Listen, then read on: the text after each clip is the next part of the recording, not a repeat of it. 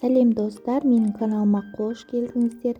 Бүгін сіздермен өте жұмсақ болып шығатын күлше нан дайындайтын боламыз. Менің рецептіммен жасап көріңіздер. Бізге қажетті заттар: сүт, су, тұз, ашытқы, секер, сары май, жұмыртқа керек болады.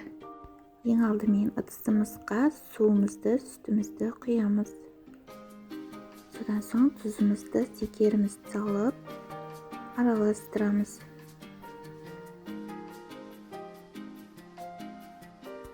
Бөлме температурасындағы сары майымызды саламыз. Жақсылап ерігенше араластырамыз.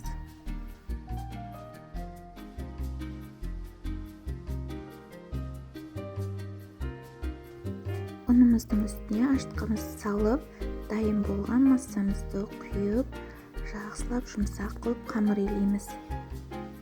Ұнымызды міндетті түрде електен өткізіп аламыз.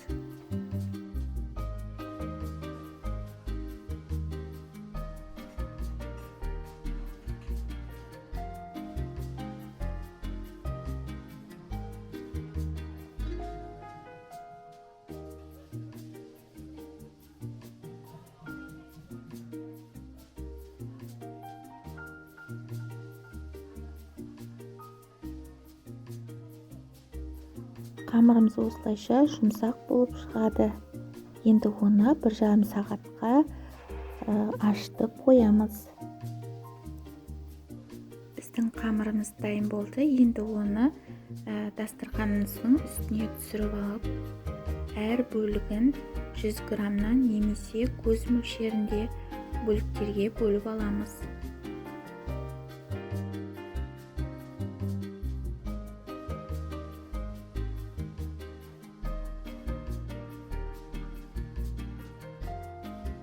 Бетін жауып 10-15 минутқа демалдыру үшін қойып қоямыз.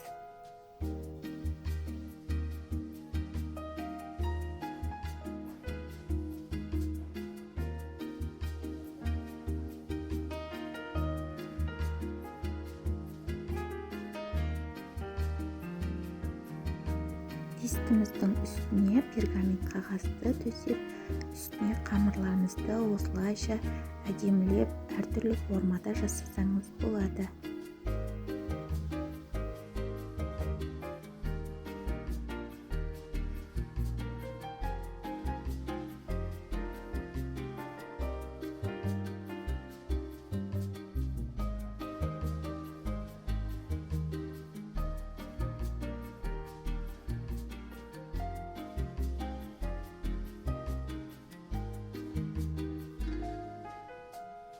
Тағы да 10-15 минутқа демалдырып қоямыз. Енді осылайша жұмыртқа жағамыз. Жұмыртқа жақсаңыз жылтырап пісіп шығады. Бетіне кунжут немесе мак сепсеңіз болады. 160 градуста 20 минут пісіріп аламыз. Өте жұмсақ болып, әдемі болып шықты. Сіздер де жасап, отбасыларыңызды қуантыңыздар. Сіздерге видеом ұнаса, каналға тіркеліп, лайк басып, комментарий қалдыруды ұмытпаңыздар. Сіздермен бірге болған Айнұр. Назарларыңызға рахмет.